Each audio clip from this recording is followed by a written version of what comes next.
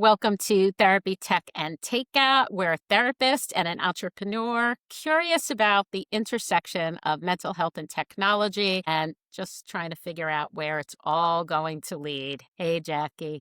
Hey, Toni. How are you doing today? What's I'm what's new with you this week? Well, I'm good. This week has been all about spring cleaning, spring refresh. Spring has sprung. I had my husband take down light fixtures and I spray painted them. And we had pictures that we had to put up. I've been like dabbling in painting. So I Right, you're have painting, yeah. one really. I think it came out really beautiful. Usually, we get critical of our own stuff, but I really love it. And it was a photograph from a vacation that we took. We went to the Dolomites Mm-hmm. in Italy. And so I had a picture. It Gorgeous. had the mountains and trees and like this Nice. little house with flowers in the front. And so I got to hang that up and just some other stuff. So a lot of spring refresh in my house. And it just felt really nice and peaceful. I think that we take the concept of beauty for granted, but I just think it's like, food, sleep, love, beauty. I think Yeah. that to surround ourselves with things that look and feel beautiful are so important. I noticed like a difference inside of me Mm-hmm. when I bought flowers and, Yeah, for just sure. kind of really leaning into all of that. Yeah. I love that. I How love about that. how about you? What's happening in your world? Well, busy, but I have become obsessed with this. I'm trying to find the link to it, but it's called the Oasis Mini, or they have like different table sizes, but it's so cool because it does like sand art, like to a Mhm. program, and it's sort of like mesmerizing to watch it like redo it, and you can draw your own and whatever. It looks so cool, and the reviews look amazing, and I want one so bad. What is it? Is it like a three-dimensional or is it a digital thing? Yeah, What is no, it? it's like 3-dimensional. Let me see. Let's see if I can turn my laptop Jackie, screen around. oh my Let's gosh, see. I always learn so many things from you. Isn't that Ooh. cool? Yeah, that is really cool. It lights up? It It looks lights like up. it's It light. has all different light patterns you can do, and it does all these different, totally different designs and stuff. And just you watch sort of the sand move peacefully around with like a ball, is what does the drawing, like an Etch-a-Sketch kind of. Like a de-stressing tool? Yeah, that's kind of what it is. It's like just, and they have ones that are full, like they have, I think, a coffee table size. They have a side table size, and then the mini one is the most affordable one. So Yeah. that's what I'm looking at. But yeah, they're really cool. I could see it being a very cool like table somewhere or something, as a centerpiece. Assuming it works. I love little weird gadgety things, so that's been my obsession over the Yeah. past week or so. That's really cool. Do you have like a little sand box thing with the little rake and it's one of the few things I don't have. Like I have one of those.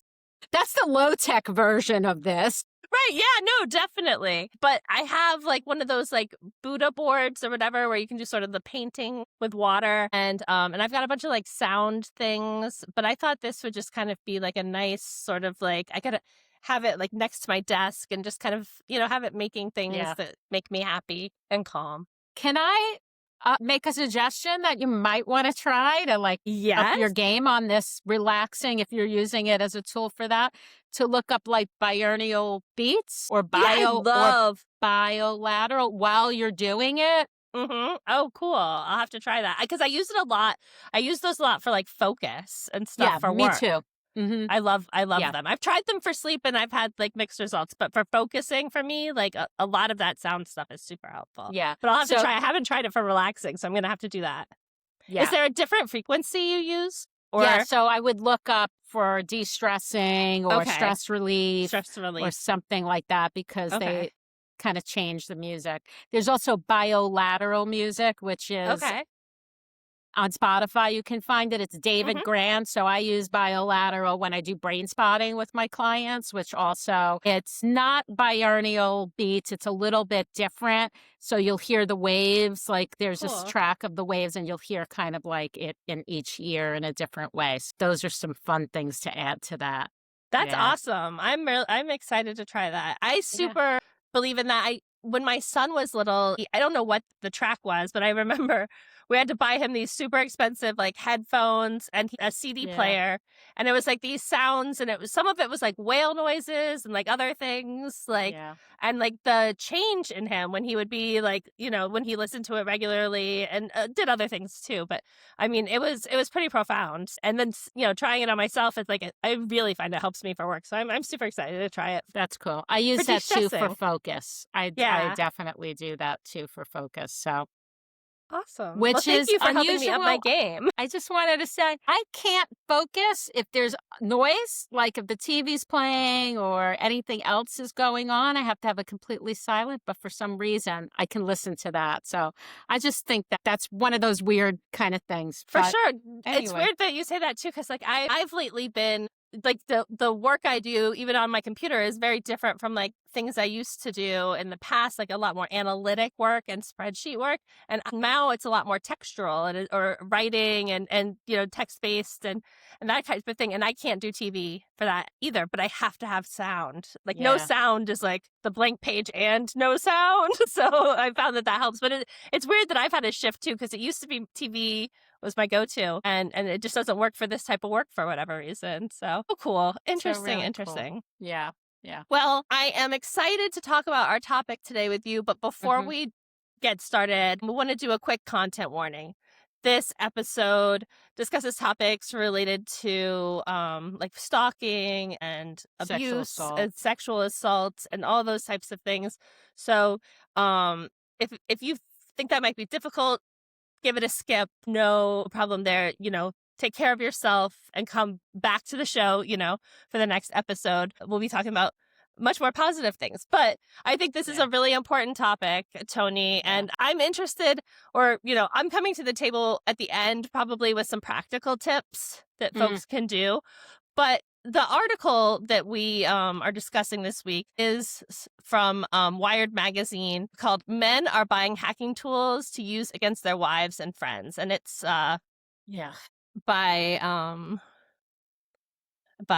Matt Burgess. So it covers a study that reviewed Telegram channels, I think in Italian and Spanish, or Italy and Spain. And I mean, just really horrifying outcomes of this sort of non-consensual image sharing, and then the spying and the doxing and the harassment is and women were unaware that any of these images were getting shared. Or sometimes it was like they had formed a group to figure out like if they were being like taken advantage of by a guy, and then that guy uses that group to like spread get their information and things like that. And I think it's hard to understand how people would balance those feelings if you're with a partner who's engaging in this type of abuse. Like if you're, if you have suspicions that it's happening, like that, it's got to be a real difficult place to kind of reconcile. Like I have these suspicions, but this is somebody who I trust. Well, I also wanted to just mention the other story that was in the news of the German man who was drugging and raping his wife and posting the pictures online. He was jailed for that. I don't know what his sentence was, but that kind of story emerging with this, this piece of you're married to someone or you're in a relationship with someone and there's trust. Right. That's the foundation of the relationship, right? Kind of why I'm bringing that up like that. If she didn't have, I think it started because she had an inkling that something wasn't right. I think listening to your gut and to your senses to, really start there is so important, because a lot of it is done so undercover, so deeply of, other people cover each other up, that this is like, it's insidious. It's like really hard it feels like it's going to be a really hard thing to stop or prevent. They're using AI to try to identify and shut it down. But based on the volume of both active users in these groups and then images shared within like a relatively short period of time, in the hundreds of thousands. And again, these are just like two, places that they were looking at. It was pretty scary stuff. And to think about too how some tools, or some things, like my partner knows my password to my phone and my partner knows my email password, or we do location sharing, and like how like a few pieces of that and then like malevolent intent on the other side like can really like destroy your life, from so many different perspectives. And then also you think about two people that find this stuff out later, like how violating that would be, like because a lot of people don't even know that it's happened. Right. It's just so scary to not know. They're using deepfakes as well. I mean, like they're using AI to discover what might potentially be crimes, and people are also using AI to create these like deepfake photos of things that don't even exist. There's so much harm here, and it's also people kind of covering for each other, coming together in groups to do this. Makes it feel like those people feel like this is a normal thing to do. Yeah. And it's all, and I think the point that you're bringing up, which is really important, is how it's built on trust. Like you need to have trust. It's grooming in, in every sense of the word, because the person gets someone to trust them and they're able to have access to them and to all their, like their digital platforms. And then they can go and create and use all that. Yeah. And the other piece is drugging people and then taking pictures and then, doing all those things on top of it. Yeah. So you're not only violating your spouse or your partner, but you're allowing other people by sharing photos is violating. Yeah. I don't think that, I think that there may be some people who might feel like that's not a big deal. It really is a big deal. It really is a violation. And For it's sure. a crime. Yeah. For sure. And sharing your location information and that type of stuff, how dangerous that could be. It's unacceptable. I wonder how, like, if somebody's having these feelings and they're like, okay, I trust my gut. Is there like some emotional regulation or like a first steps like that you would recommend to people who are trying to maybe, come to terms that this might be happening to them? People who think that this might be something that's happening to them. Yeah. So, emotional regulation is really great, but it doesn't, it's not for the reality of the situation is like, we have to really honor our gut.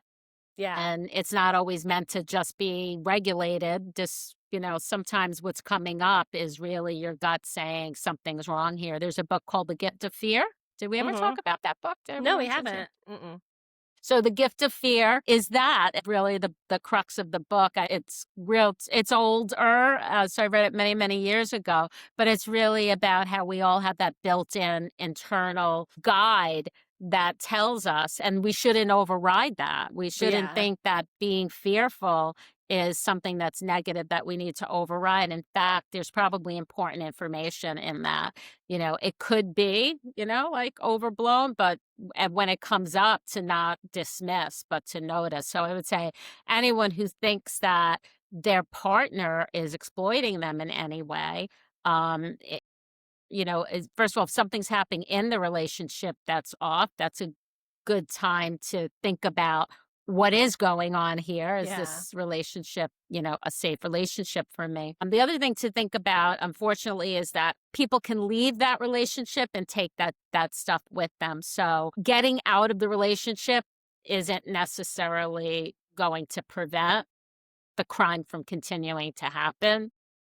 That's another kind of scary piece, because people might have pictures, videos, or audios, or, can do deep fakes. So that can happen anywhere. I think that the first step is really, like listening to your gut and seeing if you can find some clues or cues yourself that might indicate that this is happening. People put trackers on their phone, finding out, checking your phone to see if there's trackers there. We don't have to look for car trackers anymore. Years ago, I would have said, have your car swept if you really felt like you were being followed. Now our location is on our phone. So you really need to, and I'm not tech savvy in terms of that, but if you can, that would probably be my first place to start, is in the relationship or after you've just got out of a relationship that feels like there was potential there for exploitation or violation, is to have your phone checked. The other thing to think about is, have you lost time? Have you lost track of time while you were with a partner? Like, these are kind of indications that something might be nefarious, that pictures could have been taken, or you might have been drugged, Yeah. If you have one glass of wine and you usually feel fine, but then all of a sudden you've had one glass of wine and you've passed out and you don't have any memory of that, those are some indications that something may be going on.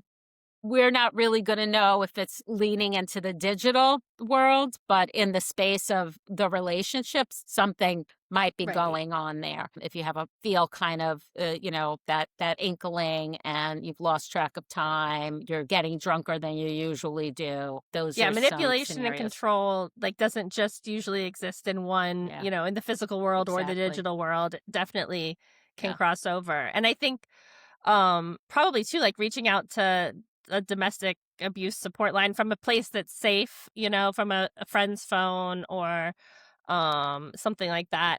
I think also, from my perspective, these people who are interested in controlling and manipulating people like this, I think have a higher propensity to be dangerous too, if they suspect that you might be onto them or things like that. So really engage with professional resources that are available out there. We'll put some links in the show notes. But, Absolutely. That is really important. Stalking, someone that is controlling, power and control, emotional abuse, sexual abuse, physical abuse, and any of those things can escalate. There's the circle of violence. So it starts out with some intense thing happening.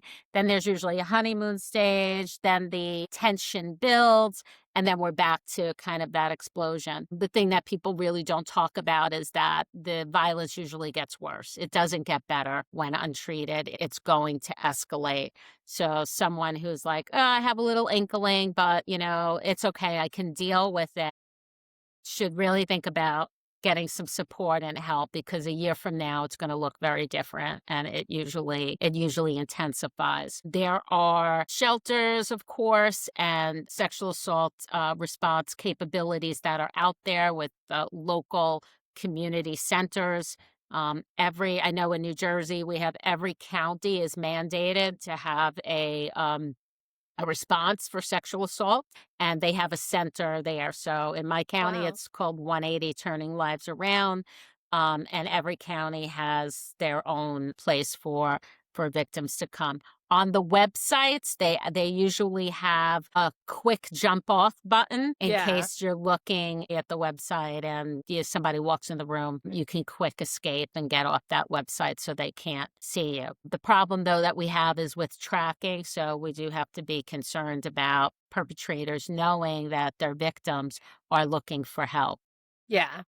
And to be really careful around that. Some people talk about, getting restraining orders and things like that, but a restraining order is a piece of paper, and if somebody's going to harm you, they're going to harm you no matter what. So we really want to balance out the, knowing what's happening, thinking about leaving the relationship, but not to the extreme that it's going to put you in danger. You really need to get help on board to be able to do that safely. But back to the original point was, if you're worried about the digital space, the signs and the symptoms are going to probably be in the relationship. Yep. And that it could, because it's going to be there in other ways. It doesn't usually just happen, there and not there, right? Yeah, for sure. For sure. I would say, from a protecting yourself standpoint, the number one thing you can do is protect your email. Your email is kind of the gate to being able to reset everything. Even if they're spoofing, they could get things, authentication texts and stuff, they can intercept those from your phone and things like that. But make sure you have your email. Don't share that password with anybody. Like keep that locked down. And then also, actually, as I was looking into this, I was thinking 2-factor authentication, is always a good thing to turn on whenever you can, even though it's such a hassle sometimes.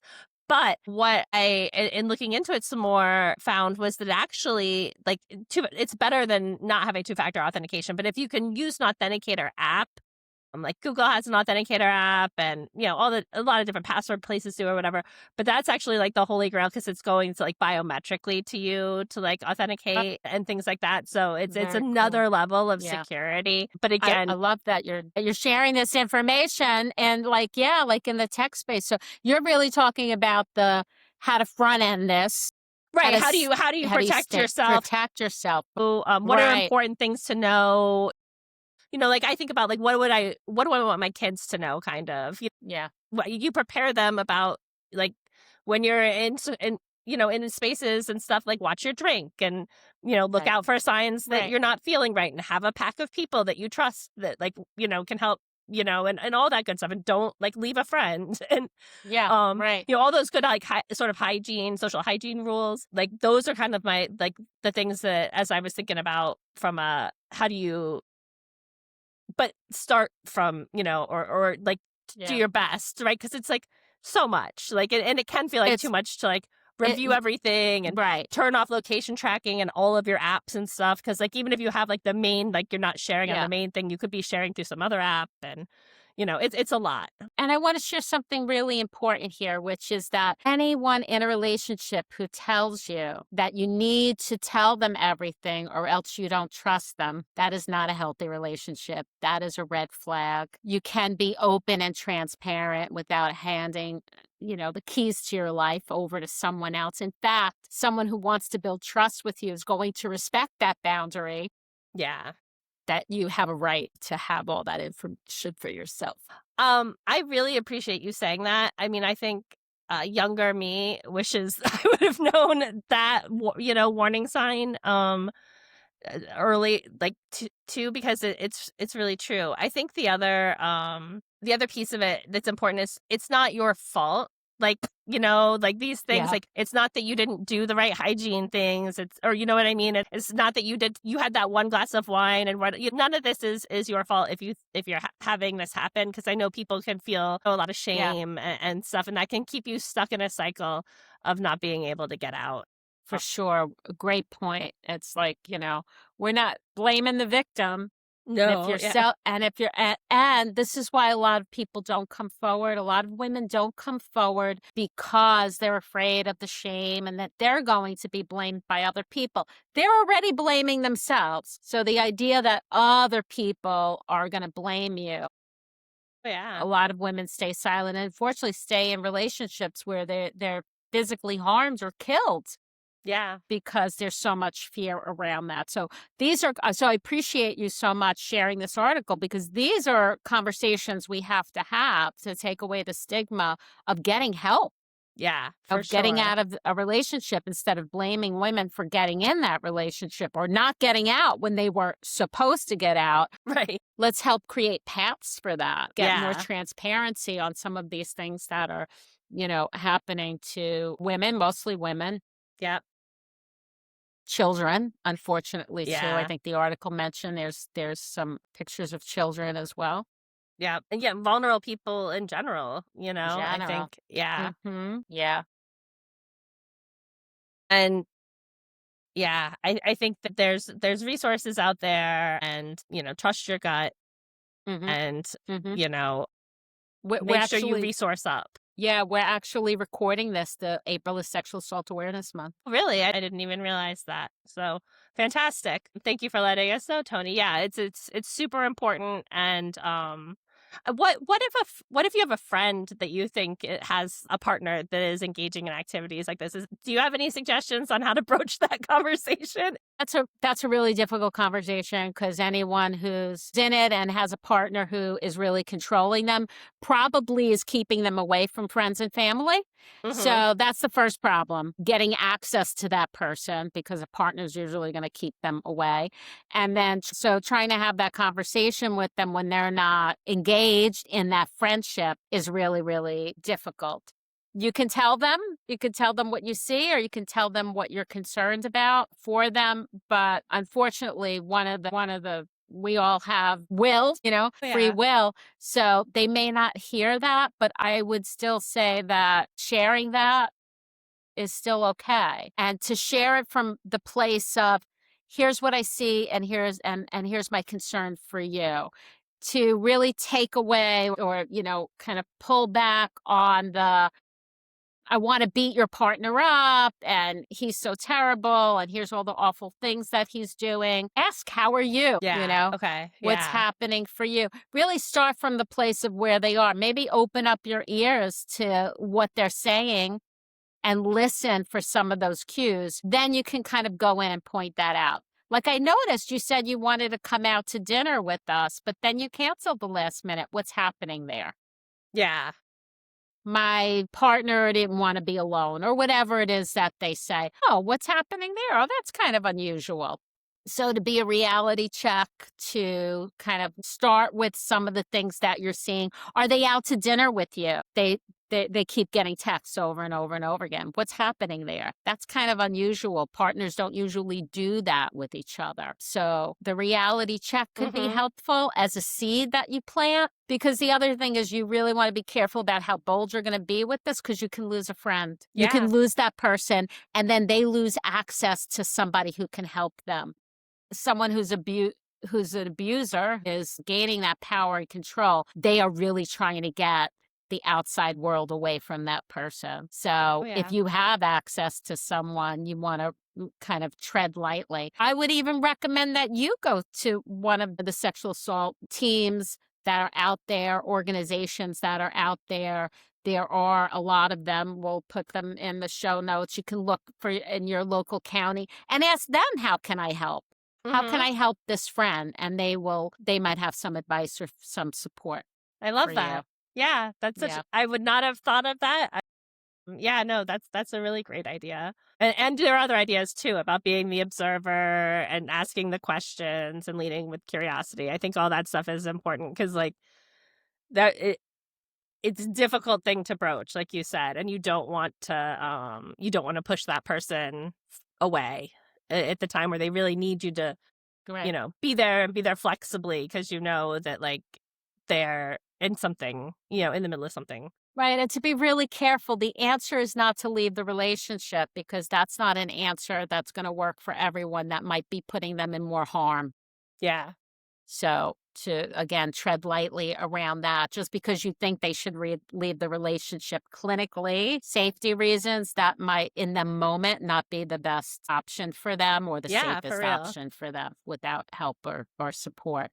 You could certainly be there for them if they need a getaway plan and help be part of that. Yeah. Absolutely. And trust their gut. Like if they're telling you it's not safe, listen. Listen to the friend who says it's not safe for me to leave right now, and find out more about that. Yep, so, absolutely. Awesome. Great talking to you about this topic. No, I mean, it's a tough topic. It's horrific that it exists. It's horrific that it exists at this scale. Yes. Something needs to be done about it. But the thing I think we can do is be good connections to the people and make sure that people are aware. This isn't your fault. This is not normal. Right. And there are people and resources that are there to help you get to the other side of it. Right. Awesome. And if you know about this, if you know a friend might be a victim of some of this stuff online, I'm assuming, Jackie, we can report it to the FBI, or where do you report something like this if you're aware of kind of the digital aspect of this violation? Yeah, I mean, I would say I would reach out to your police, your local police department. Yeah. Hopefully, but I've also heard where that hasn't been successful. So yeah, I would say you know, if it's something on the internet, yeah, the FBI is definitely a place to go. As well. And then like I also think that if you connect, the first thing to do would be to connect with some of those resources, those community-based resources, because they're gonna know, hopefully, like they've been there, done that, like in the place where you're at. So hopefully they're there as a resource to help you guys through that, to help people do that. So I feel like a need to say one more thing, if that's okay. None of this is going to change unless we get men on board who are going to be allies for this. So to really break the silence and to help men feel more confident about letting other men know that this behavior is not okay. Yeah. So we're talking about like women finding out, but if you're a man and you find out, like really do something about it. There's an organization called a Call to Men. And we'll put that in the show notes too. They do some really great work around this. And Jackson Katz wrote a book called The Macho Paradox, really talking about the man box, how men police each other really to stay in the box, to stay, you know, kind of in the stereotype, to not notice what's really happening or identify with anything that's female. So, you know, like anything that's outside the box. And that sets up this them or us kind of thing. Yeah. Which we really need men, you know, to step up to really change the face of sexual assault. Does that make sense? 100%. And I love those recommendations. I wasn't aware of any of them, but I think, no, that's definitely it's an important thing to say and worth looking into more. I appreciate you sharing that. And we'll put those links in the notes as well. All right. Take care. Have a good one. All right. Yeah. Next week, it'll be a happier topic. But don't forget to like and subscribe so you catch the episodes. And we will see you guys next week. Take care. Take care. Bye-bye.